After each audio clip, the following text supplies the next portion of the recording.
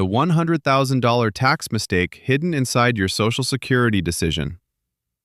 Patricia retired at 63 from a school district in Phoenix, Arizona. She had taught fourth grade for 29 years. She had a traditional IRA worth $420,000 that she had built through payroll deductions her entire career. When she sat down with her financial advisor the month she retired, the advisor ran a simple calculation and told her that if she claimed Social Security at 67, her full retirement age, she would receive $2,100 per month. If she waited until 70, she would receive $2,604 per month. The difference was $504 per month. The advisor said the break-even point was around 82 or 83 years old. If Patricia expected to live past 83, waiting made sense. Patricia was healthy. Her mother had lived to 91. She decided to wait. What the advisor did not show her was the second half of the calculation. The part that shows what happens to the $420,000 IRA while she is waiting for Social Security to start. The part that shows what the IRA distributions she takes in those 7 years do to her tax bracket. The part that shows how much of her Social Security becomes taxable once both the IRA distributions and the Social Security income arrive at the same time.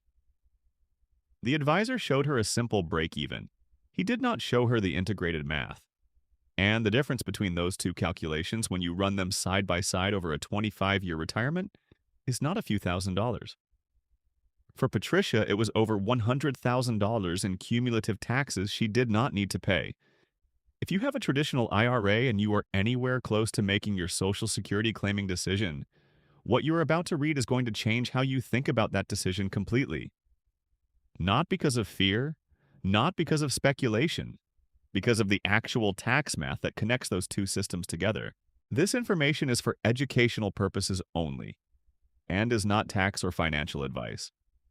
Consult a qualified tax professional before making any decisions about your specific situation. The numbers you usually see. Let me start with the numbers the way you usually see them. If your full retirement age is 67, which it is for anyone born in 1960 or later, you have 3 claiming windows. You can claim as early as age 62 and receive permanently reduced benefits, approximately 30% less than your full retirement age amount. You can claim at your full retirement age of 67 and receive 100% of your earned benefit. Or you can delay past 67 up to age 70 and receive an 8% increase per year in delayed retirement credits, which equals a total 24% increase over your full retirement age amount. The 8% per year is not an estimate. It is a guaranteed permanent increase confirmed by the Social Security Administration. It does not fluctuate with the market. It does not depend on investment returns. It is a fixed government credit that increases your base benefit permanently. And every future cost of living adjustment applies to the higher base. That means the gap between claiming at 67 and claiming at 70 grows every year you are alive because the COLA increases apply to a larger number. In 2026, the average Social Security benefit for a retired worker is approximately $1,976 per month. For a retiree with a benefit at full retirement age of $2,200 per month, claiming at 70 instead of 67 means approximately $2,728 per month. The difference is $528 per month. Over 12 months, that is $6,936 per year more income, permanently indexed to inflation, guaranteed by the federal government. The simple break-even calculation takes that annual difference and divides it by the cumulative payments you gave up during the 3 years you waited. It concludes that if you live past approximately 82 or 83, waiting was better. If you die before then, claiming earlier was better. That calculation is not wrong. It is incomplete. And incompleteness in retirement planning is where the money gets lost. What the simple break-even ignores. Here is what the simple break-even ignores. When you retire before 70 and you have a traditional IRA, you have a gap period. A period where your employer paycheck has stopped, Social Security has not yet started or is not yet maximized, and you are living on your savings. For most retirees, that gap period lasts somewhere between 3 and 10 years, depending on when they retire and when they claim. During those gap years, your income is at or near the lowest point it will be in your entire retirement. You have no W-2 income. Social Security has not started. Your IRA and any pension are the only income sources available. For many retirees, this is the lowest income period of their adult lives. That low-income gap period has a name in financial planning. It is called the Roth conversion window, and it is the single most valuable tax planning opportunity available to any retiree with a significant traditional IRA. Here is how it works. Every dollar you convert from a traditional IRA to a Roth IRA during those gap years is taxed at your current income tax rate, which during the low-income gap period is likely 10% or 12% for many retirees. Every dollar you do not convert during the gap years will eventually be forced out as a required minimum distribution starting at age 73 at whatever tax rate applies to you then. And that future rate will be higher for most retirees because by age 73 you will have Social Security income, RMD income, and possibly other income all stacking simultaneously. Patricia's two options. Let me make this concrete with Patricia's numbers. Patricia retires at 63. She delays Social Security to 70. During those 7 years, she needs approximately $35,000 per year to cover her living expenses. She draws that from her IRA. Option 1. No conversions. Patricia draws $35,000 per year from her IRA to cover living expenses. She takes exactly what she needs and leaves the rest invested. By age 70, her IRA balance is approximately $306,000. Social Security starts at the higher amount. She begins taking required minimum distributions at age 73. Her combined income at 73 includes Social Security plus RMD plus any other income. Her combined income easily exceeds $34,000, the threshold above which up to 85% of Social Security becomes federally taxable. Her RMDs grow every year. Her tax bill grows every year. Option 2. Strategic conversions. Patricia draws $35,000 per year from her IRA for living expenses, but she also converts an additional $20,000 per year from her traditional IRA to a Roth IRA during those 7 gap years. Her total annual draw is $55,000. She pays income tax on the $55,000 at a relatively low rate because she has no other income during the gap years. After standard deductions for a single filer in 2026 of $1,600 plus the senior bonus deduction of $6,000 for those who qualify, her taxable income in those conversion years is manageable. By age 70, she has converted approximately $140,000 out of her traditional IRA and into a Roth IRA at low tax rates. Her traditional IRA is now smaller. Her required minimum distributions starting at age 73 are meaningfully lower. Her combined income is lower. Less of her Social Security is taxable. Her Medicare premiums are lower, and her Roth IRA grows tax-free for the rest of her life with no required minimum distributions ever. The difference between option 1 and option 2 is not a rounding error. Across a 25-year retirement, the cumulative tax savings from strategic conversions in the gap years and the reduction in forced RMD income and Social Security taxation can reach 6 figures. The 4 interconnected systems. Now, let me walk through each of the 4 interconnected systems that make the Social Security decision more complex than a simple break-even. System 1. The required minimum distribution interaction. When you delay Social Security and use the gap years to do Roth conversions, you reduce the traditional IRA balance that will be subject to required minimum distributions starting at age 73. A retiree who has $400,000 in a traditional IRA at age 73 and claimed Social Security at 67 will have a larger IRA balance at 73 than a retiree who converted $140,000 in the gap years. The RMD from a larger account is a larger forced taxable distribution. That larger forced distribution stacks on top of Social Security income. The stack pushes more Social Security into the taxable range. The stack may push the retiree into a higher marginal bracket. The retiree who did the conversions arrives at age 73 with a smaller traditional IRA. a larger Roth IRA, a higher Social Security benefit from delaying to 70, but a lower total forced taxable income because the Roth does not generate RMDs. System 2. Social Security taxability. The IRS calculates your combined income for Social Security taxation purposes as your adjusted gross income plus any tax-exempt interest plus 50% of your Social Security benefits. For single filers, once combined income exceeds $34,000, up to 85% of your Social Security benefit becomes federally taxable ordinary income. For married couples filing jointly, the threshold is $44,000. These thresholds have not been adjusted for inflation since 1993. They are frozen. Every year, inflation pushes more retirees above them. A retiree with a $2,700 monthly Social Security benefit, $32,400 annually, who also takes a $25,000 required minimum distribution from their IRA, has combined income of approximately $32,400 plus $25,000 plus $16,200, which is 50% of their Social Security, totaling approximately $73,600.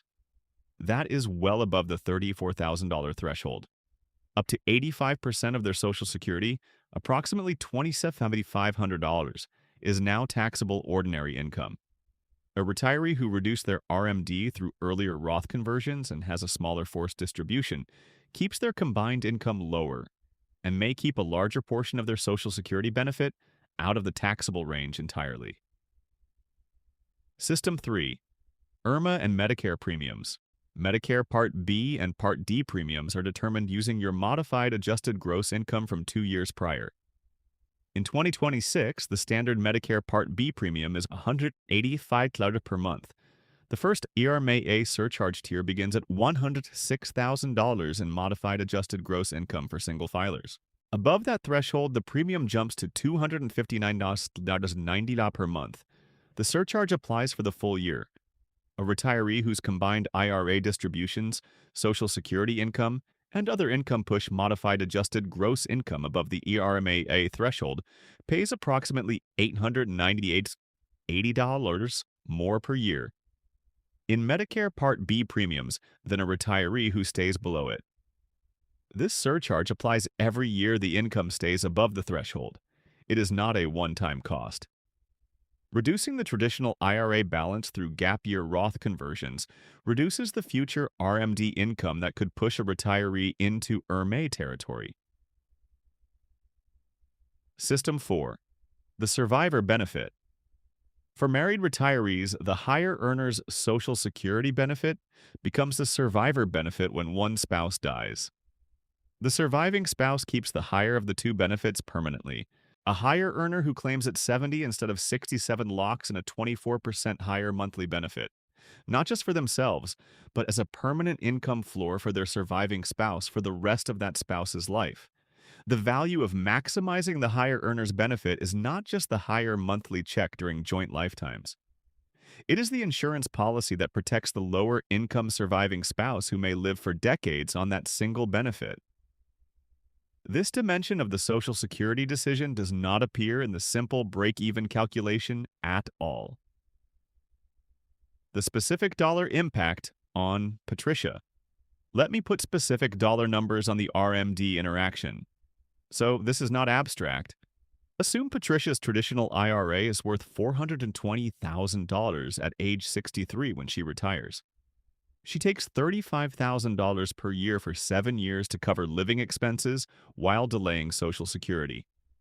Assume 5% average annual growth on the remaining balance. Option 1. No conversions. After 7 years of withdrawals and 5% annual growth, her IRA at age 70 is approximately $316,000. At age 73, when required minimum distributions must begin, after 3 more years of 5% growth, her balance is approximately $354,000.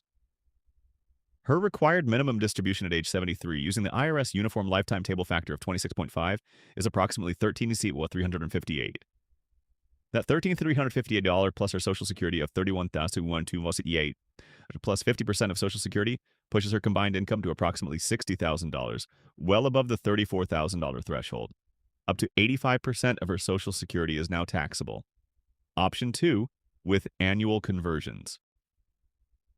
With annual conversions of $20,000 during the 7 gap years, she converts $140,000 total. Her traditional IRA at age 70 is approximately $843,000. At age 73, her traditional IRA is approximately $166,000. Her required minimum distribution at 73 is approximately $6,164, over $7,000 less per year than in option 1. That lower RMD combined with a slightly lower combined income calculation may keep more of her Social Security out of the taxable range in some years. And the $140,000 in the Roth IRA generates 0 required minimum distributions and 0 taxable income regardless of how much she takes from it. The tax saving in any single year may seem modest. Over a 20 to 25-year retirement, the cumulative difference compounds into a number that is definitively 6 figures for a retiree in Patricia's situation. Yan, the COLA advantage that compounds. One more point that is critical to understand: the Social Security Administration adjusts benefits for inflation through the cost of living adjustment every year. In 2026, the COLA was 2.8%. That COLA applies to the base benefit you locked in when you claimed. A retiree who locked in a higher base by waiting to 70 receives the COLA on a larger number every single year. A retiree who locked in a smaller base by claiming at 62 receives the COLA on a smaller number every single year. The gap between early claiming and delayed claiming does not stay fixed. It widens every year inflation exists. Over a 20-year retirement with average inflation of 2% to 3% per year, the cumulative gap between a benefit claimed at 62 and a benefit claimed at 70 grows substantially beyond what the initial monthly difference suggests. The Roth withdrawal advantage. Roth IRA withdrawals do not count toward your combined income for Social Security taxation purposes. This is one of the most valuable and most underappreciated features of a Roth IRA in retirement. When you take money from a traditional IRA, it goes into your adjusted gross income. That increases combined income. That potentially makes more of your Social Security taxable. When you take money from a Roth IRA, it does not go into adjusted gross income. It does not affect combined income. It does not change the percentage of your Social Security that is taxable. This means a retiree who has both a traditional IRA and a Roth IRA has a tool that a retiree with only a traditional IRA does not have. In any year where combined income from the traditional IRA and Social Security would push into the 85% taxable range, the retiree with a Roth can substitute Roth withdrawals for traditional IRA withdrawals to keep combined income lower. The Roth provides income without the tax friction. This flexibility is called tax bucket diversification, and it is the practical reason why building Roth assets during the low income gap years has value independent of any specific tax rate prediction. Your action checklist. Here is your action checklist. First, log into SSA.gov and create or access your My Social Security account. Download your Social Security statement. You will see your projected monthly benefit at age 62, 67, and 70. These are the numbers you need to run the integrated analysis. Second, calculate the gap years between your planned retirement date and age 70. If you plan to retire at 63, you have 7 gap years. If you plan to retire at 65, you have 5. Each of those years is a potential Roth conversion opportunity. Third, estimate your income during those gap years without Social Security. Take your projected IRA withdrawals plus any pension or other income minus your standard deduction and senior deduction. The taxable income remaining is the space available for Roth conversions at your current bracket. A single filer in 2026 can have up to approximately $47,300 in taxable income and stay within the 12% federal bracket. Fourth, compare 2 scenarios forward to age 85. Scenario 1. Claim Social Security at 67, make no Roth conversions, let the traditional IRA compound and generate full RMDs starting at 73. Scenario 2. Delay Social Security to 70, make annual Roth conversions during the gap years up to the top of your current bracket, arrive at 73 with a smaller traditional IRA and a larger Roth. Project the cumulative federal taxes paid in each scenario. The difference is the real cost of the Social Security decision when the IRA is included. Fifth, if you are married, model the survivor benefit scenario specifically. Take the higher earner's projected benefit at 70 and ask what the surviving spouse's income would look like if one of you dies at 75, at 80, and at 85. The survivor keeps the higher of the two Social Security benefits. If the higher earner claimed early and locked in a permanently reduced benefit, the surviving spouse may live for 15 or 20 years on that reduced amount. Sixth, be aware of the senior bonus deduction available in 2026 through 2028.